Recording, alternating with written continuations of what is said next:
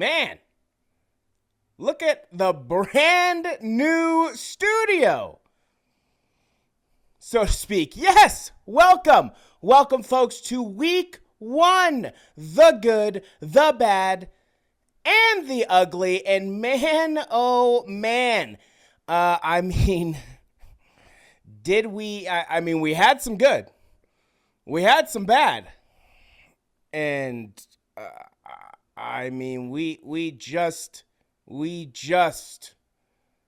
we had some ugly. We just had some of the ugliest ugly you will ever see. We're going to deep dive into it. It's going to be a solo show tonight. Our guy Brandon has COVID, right? We wish him well. We salute him. We're thinking about him. We want him to recover so that way he can be back. I can't do the show without my co-host, right? But Brandon is on the mend. He's on the injury report, as we would say, right? Out with COVID.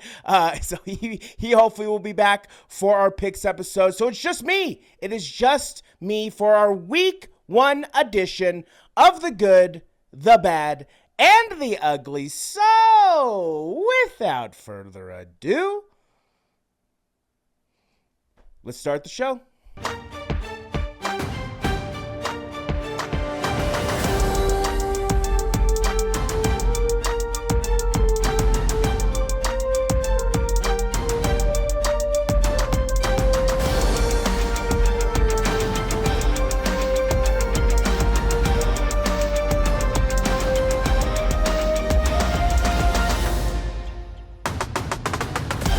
Welcome back to week one edition of the good, the bad, and the ugly. Hi, how's it going? I am Jacob Cutler, one half of the Sports Guys. And yes, today we will be going over some of the good things that we saw, some of the bad things that we saw, and just some of the downright ugly things that we saw last week in the NFL. And we definitely saw some ugly things. But like I said in the intro, it's just me tonight. Brandon is down and out. He is on the injury report this week. He is out with COVID. We wish him well. We want him to get better soon, right? We want a speedy recovery. And I need my co-host back as soon as possible. So hopefully we can get him back for the picks episode. But just for tonight, just for today, or just for this afternoon, or whenever you may be watching this, it's just going to be me joining you today and sharing some of my thoughts of week one. And if you haven't seen it already, be sure to check out, to figure out where I need a point here, I guess. That was not a good motion. Let's just no diddy that real fast. That was not a good motion. But I need to figure out where I need to point my hands. I also need to figure out not to do that. So, we will work on that. Yes, if you haven't done so already, check out my instant reaction from the Bengals game on Sunday, and you're definitely going to want to check it out because there is some passion, there is some heat, there is some fire coming out with what we saw. The debacle in the jungle is what I like to call it, and we will definitely get into that. But first, we're just going to jump right into it. Let's just quickly go over how Brandon and I did last week. Let's put it up on the screen. Classic. Boom, there it is. For Brandon, 11-5 solid week one, but going 0-1 on his guaranteed victory because of the Cincinnati Bengals in week ones.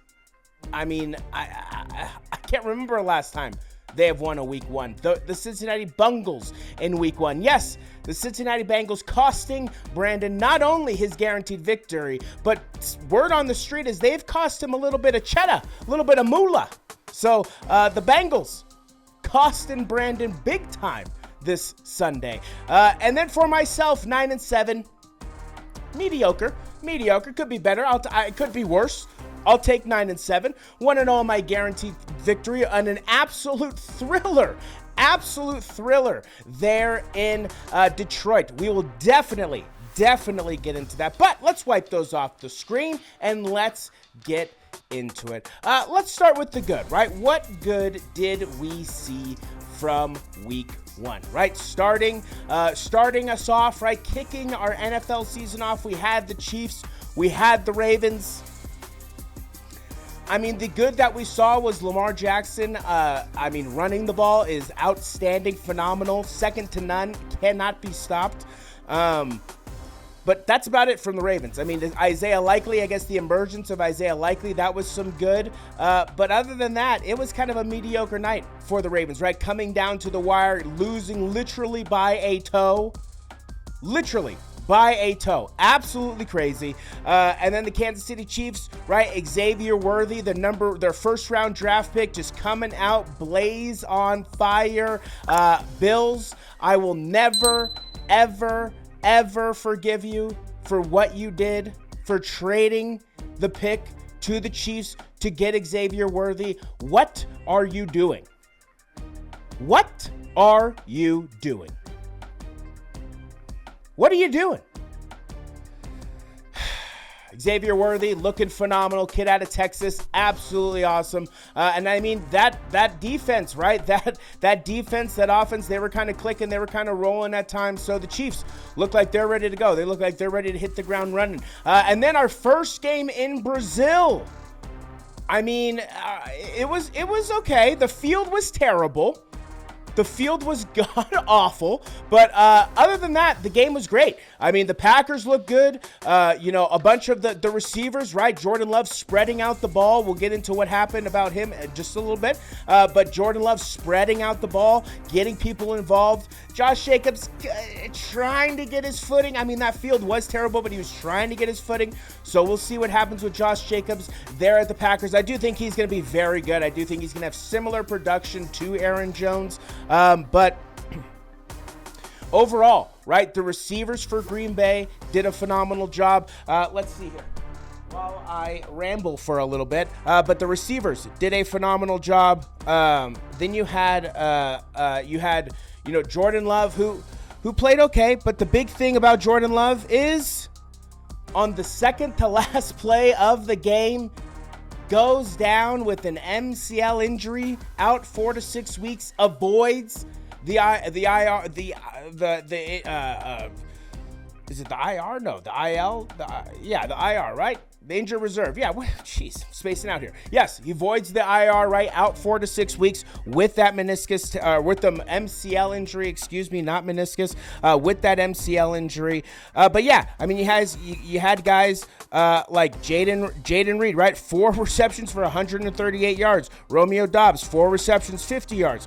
Tucker Kraft, tight end, 2 receptions for 37 yards, right? Christian Watson, 3 receptions for 13 yards, but he also had a touchdown, right? He had a touchdown to Jalen Reed. So he's spreading out the ball. I mean, there's 1, 2, 3, 4, 5, 6 receivers, 6 different people touch the ball in the receiving core for the Green Bay Packers. Malik Willis looks like he will be taking over the helm there. We'll see what happens. Big, that's a big deal for Green Bay. I mean, that is a real big deal. Malik Willis, unproven. Significantly unproven, right? Coming out of college, I believe it was Liberty, coming out of school, had a very good last year in school, very good, but going to the Tennessee Titans and then just kind of never really giving, it doesn't really seem like he got really much guidance. Just didn't really get much from the Tennessee Titans. Came out, underperformed, moved to backup. Will Levis, boom, gone. There's the story, right? Malik Willis, now the new head of the Green Bay Packers for the foreseeable future, and he's got to play well because the Green Bay Packers do have a legitimate shot at not only reaching the playoffs, but they are potential Super Bowl contenders if Jordan Love can get back to that high level of play that he was at last year. Having this MCL injury could definitely significantly hinder that, so we'll see what happens. On the flip side, on the Eagles, right, Saquon Barkley. I mean, how stupid are the Giants? And we'll get into it when we get there, but I mean, Saquon Barkley just given the ultimate middle finger by going out and not getting 1, not 2, but 3 touchdowns, 3 total touchdowns, 2 rushing and 1 in the receiving core. I mean, what more can you say?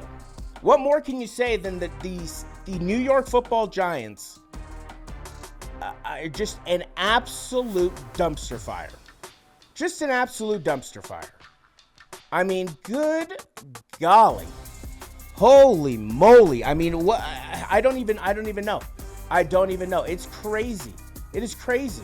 And then you had A.J. Brown, right? 5 receptions, 119. Devontae Smith, 7 for 84. So all around, Eagles, good performance there. And on the road in Brazil, in a definitely a different environment than what they were used to playing in somewhat.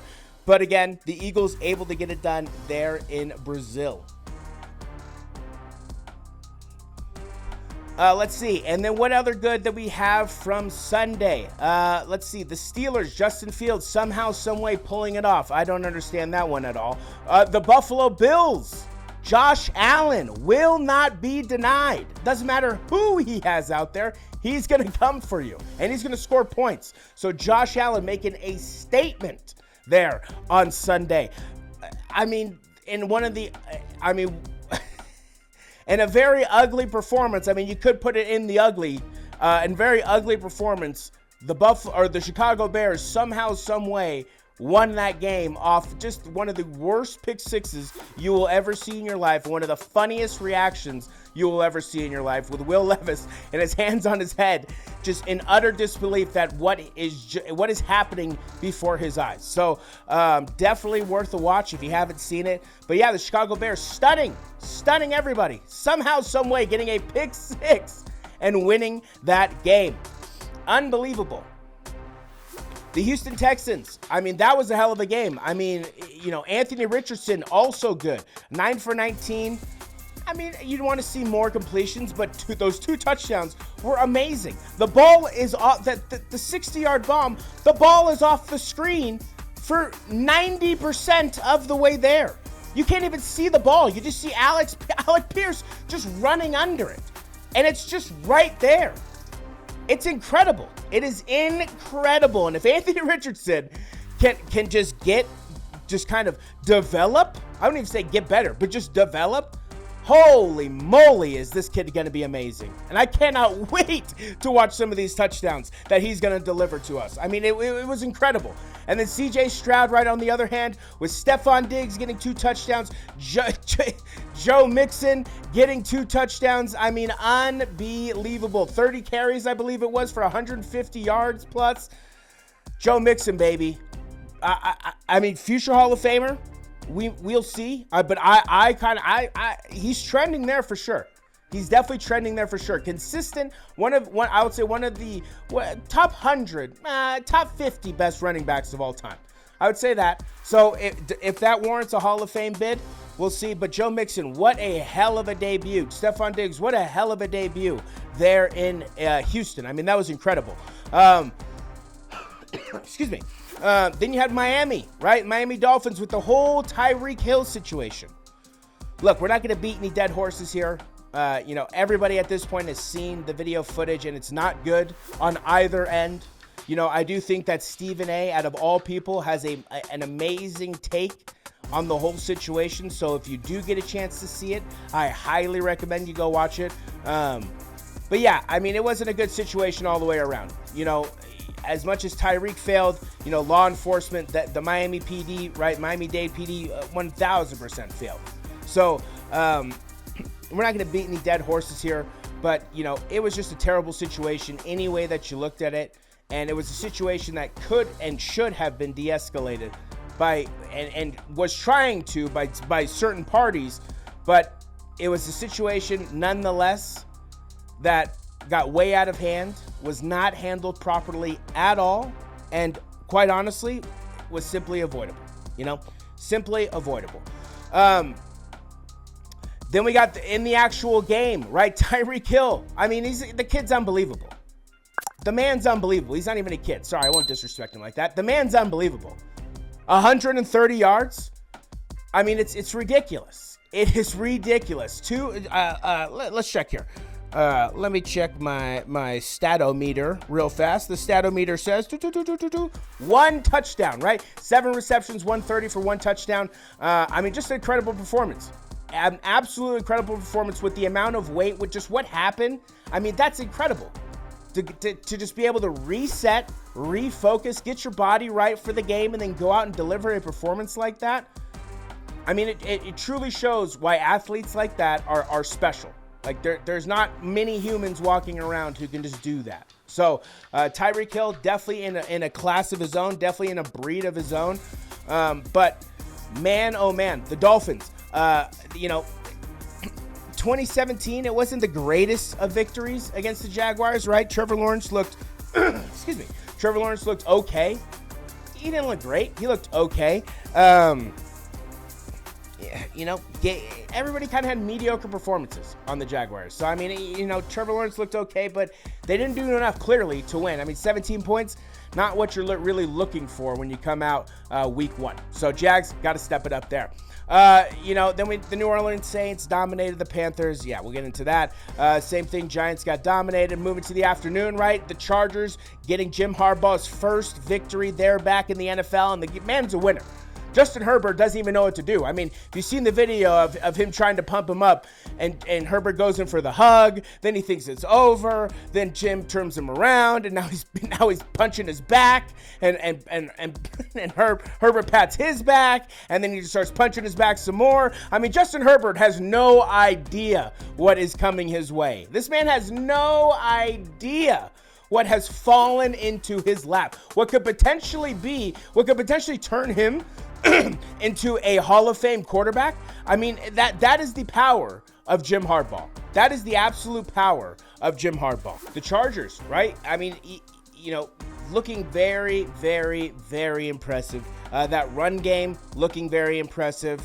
Overall, I mean, the Chargers, once they get kind of things rolling and things going, who knows? Who knows what noise they can make in the playoffs with this coach?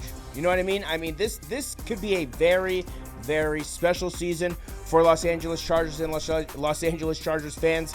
We shall see. But, all in all, solid victory for Jim Harbaugh coming back to the NFL. And then, some good, I'll be honest, was Bo Nix making I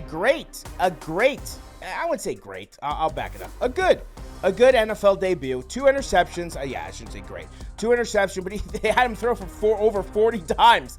You can't be doing that. But I mean, overall, Bo Nix, though, I mean, he looks the part of an NFL quarterback. So once he gets more development, more chemistry with Sean Payton and things like that, Denver also could be one of those sneaky teams who could make a wild card run. I don't know if they're going to make a divisional run, obviously with the Chiefs, but they can make a wild card run. You never know, right? You never know with what's going to happen throughout an NFL season. And the more that Sean Payton, the more that Bo Nix kind of get together and gel, who knows what they can do there. They definitely have the pieces. They have some really good pieces there in Denver. So we'll see what happens with the Broncos, but good job all in all there with Bo Nix. Then you got Dak, right, getting paid like 4 hours before the game started. This is off the list for everybody. Absolutely dominating, just obliterating the Cleveland Browns, and we'll get into the Cleveland Browns here very shortly. But the Dallas Cowboys looking good in every asset, right? The defense looks good. The defense looked good. The offense looked good. And then the kicking team. I mean, Brandon Aubrey, diamond in the rough. The kid can make anything. I mean, if you're a fantasy owner of him, a.k.a. me, getting 21 points there in kicking. I mean, absolutely dominating there in the kicking game. So all in all, the Cowboys, right? I mean, we say this every year about the Cowboys, and they do this every year. They look amazing in the regular season. As soon as the playoffs come, what happens? They collapse, they fall apart. They get destroyed by the Green Bay Packers at home. That's basically what happens, right? They get destroyed by the San Francisco 49ers at home. So the Dallas Cowboys can show us all they want during the regular season. They need to show us when it matters most, which is the postseason, which is the playoffs, which is where you are made, which is where legends are made. No legends are made in the regular seasons. Legends are made in the postseason. So the Dallas Cowboys have got to show up this postseason. It doesn't matter what happens in the regular season, right? Mike McCarthy was caught saying like, oh, well, yeah, we'll hopefully we can get 12 wins again. Who cares about 12 wins, bro? Win a playoff game. Who cares if you get 12 wins? Get a wild card spot, but win a playoff game. I mean, that's what you should be focused on. So the Dallas Cowboys looking good. Let's hope that they can just basically get over the hump, as they say, right? The Buccaneers, right? Baker Mayfield, holy moly. Baker May in Tampa Bay? Oh, man. You don't say.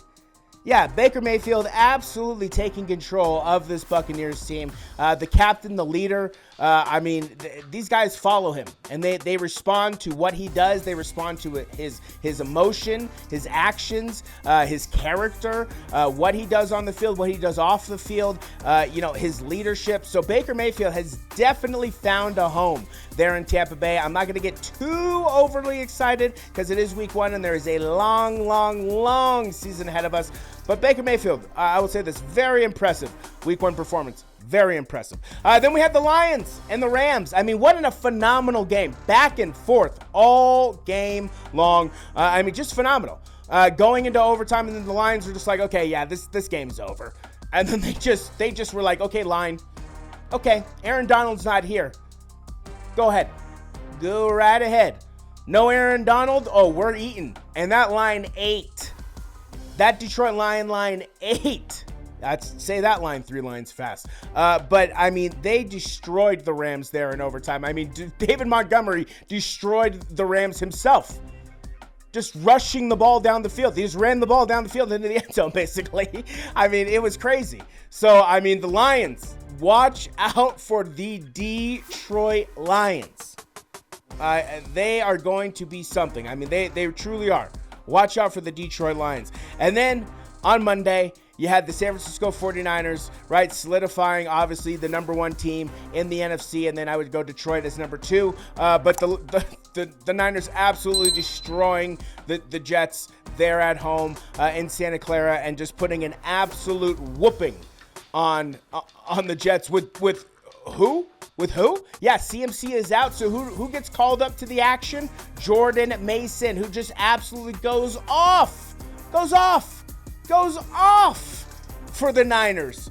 Just off for the Niners. It was something to watch. It was truly incredible, honestly. That's the one thing that the Niners do. Consistently. The Niners running back room is one of the best running back rooms, or one of the best running back scouting rooms of all time. They always have somebody ready to go. It doesn't matter what happens to the starter, their backups are always ready to go, right? Raheem Mostert was a backup at one point, right? They have every weapon you could possibly want at running back position. So, the 49ers absolutely putting a whooping on the Jets. 28 carries, 147 yards, 1 touchdown for Jordan Mason. It's just not much more you could ask for, right? The only bad thing about the Niners was Brandon Ayuk looking flat, missing that ball, and just, that's what happens when you hold out. I said it with Jamar, in my instant reaction video. It's just the holding out thing truly does mess up a lot of things for us. Now you guys don't have the correct chemistry. Now you guys aren't practicing together. Now you guys aren't practicing that connection, growing that chemistry, growing closer, bonding more, building. That's what the whole thing about training camp is. You're building towards the regular season. You're building towards the postseason. Right? Championship teams build for the postseason in training camp. Right? Mediocre teams build for, what do they build? They build for the regular season, and they use the regular season to build for the postseason. No. Championship teams use training camp to start building towards a championship. So that's what you need to do, Ayuk, if you guys want to get over the hump. You need to get there, get in the gym, right? It's just like anything. You want to work out, you want to lose weight, get in the gym and start losing weight. You're not going to lose weight by doing nothing. I know you're going to a high school, right? They've said it. You've shown it on social media. You're going to a high school, right, and doing this practices and stuff like that. It's not the same thing. So, Brandon Ayuk, that's the only thing I got to say is that, obviously he will get better. I'm not overreacting where it's like, oh yeah, he's going to be terrible the rest of. No, he's obviously going to get better. But it's just, you want to come out and have a good week 1 performance. That's all I'm going to say. You want to come out and have a good week 1 performance. The Niners did as a team. Brandon Ayuk could have been a little bit better. That's all I got to say. For the bad for the bad. I mean, the Arizona Cardinals, what are you doing? Blowing that lead. I mean, you had Marvin Harrison Jr. wide open for a touchdown, Kyler. That would have won the game. You missed him. We'll see what happens there with the Cardinals, but yeah, you got to do that. And then the Tennessee Titans. I mean, Will Levis, just throw the ball away, bro. You're not Patrick Mahomes. Just throw the ball away. Let that be a lesson for you. Never do that again. I mean, yeah, just not much more to say. You know, Will Levis, got to step it up. Got to step it up. Caleb Williams, terrible performance. Terrible performance. Didn't even crack 100 yards passing. Just an awful quarterbacking debut for Caleb Williams. Luckily, the defense bailed him out, right? But Caleb Williams needs to, he got a welcome to the NFL for week 1. We'll see what happens in week 2, but he definitely got a welcome to the NFL there. And then, what else did we see? What else was bad? Raiders, mediocre, man. Absolutely just mediocre. Terrible play calling by Antonio Pierce, in my opinion. And then just mediocrity on the field. Gardner Minshew, I mean, do better.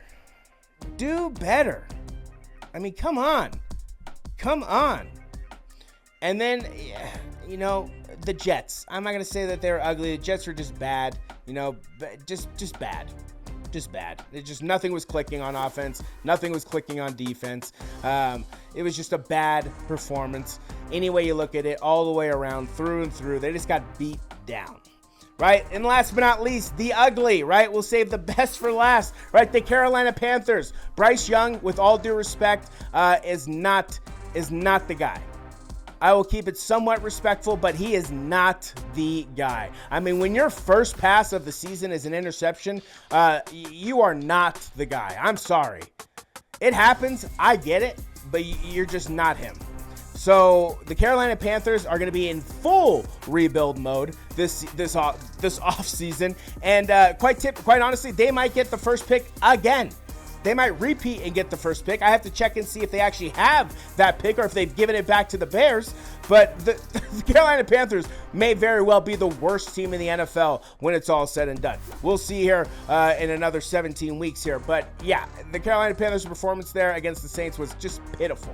Absolutely pitiful.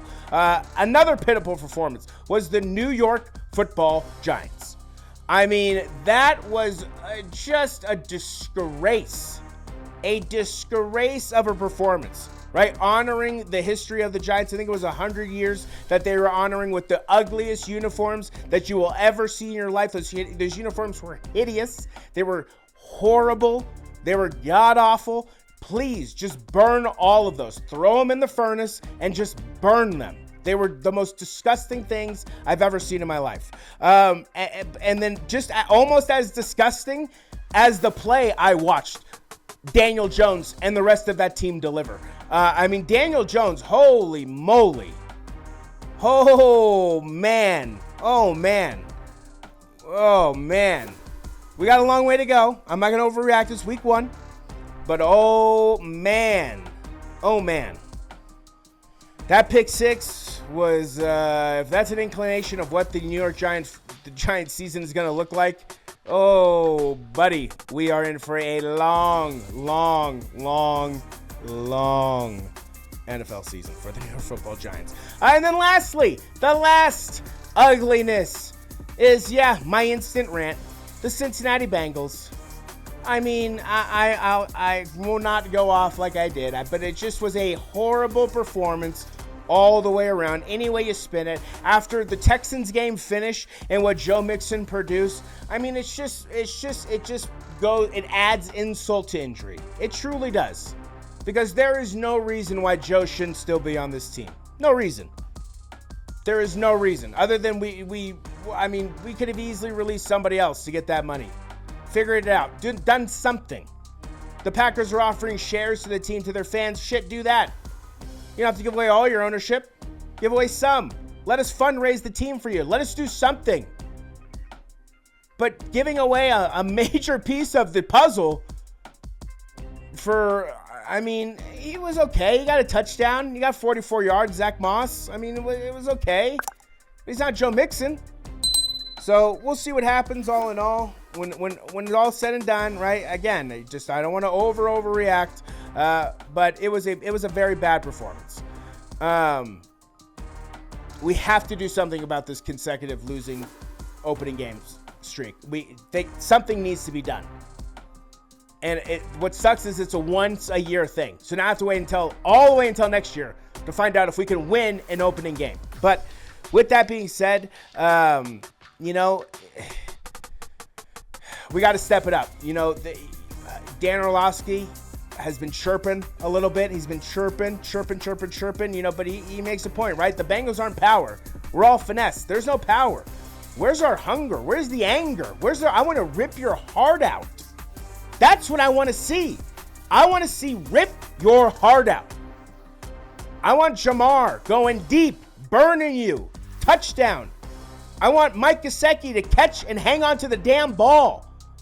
Right? I want Tanner Hudson to tuck the ball into your chest.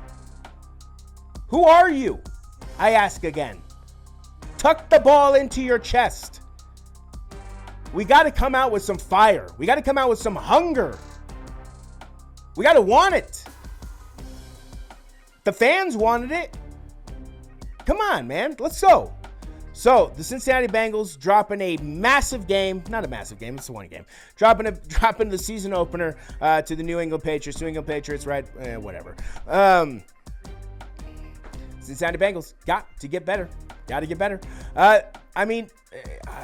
What is there left to say? But that'll do it. That will do it for this edition of The Good and the Bad and the Ugly. Thank you very much for joining me. It was just me. It was the one-man show. Hopefully Brandon is back for our picks episode. If not, it'll just be me. But if he is back, then we'll be happy. Yeah, we'll be glad to be back because it's always nice to pick with somebody, bounce these games off people, get their opinions and all that good stuff. But yes, I mentioned last week that the theme would be revealed this week. And if you've been watching the telecast or the program or the show, right, you've noticed something on my head, right? And you may not be able to see it, right? So we'll just move a little bit closer here, right? Let's not mess up the setup. But yeah, that's right. This is Sports Guys merch right here. Yeah, we might be coming out with some merch this year. Stay tuned. It's pretty cool stuff. Just be on the lookout for it. It's in the works. Right? But Sundays for football. Sundays are for football. That is for sure. So that is all I know. That is all I'm going to tell you. And that's going to do it for this episode, this edition of The Good and the Bad and the Ugly. I am Jacob Cutler, one half of the Sports Guys. And until our picks episode, Jacob Cutler, over now.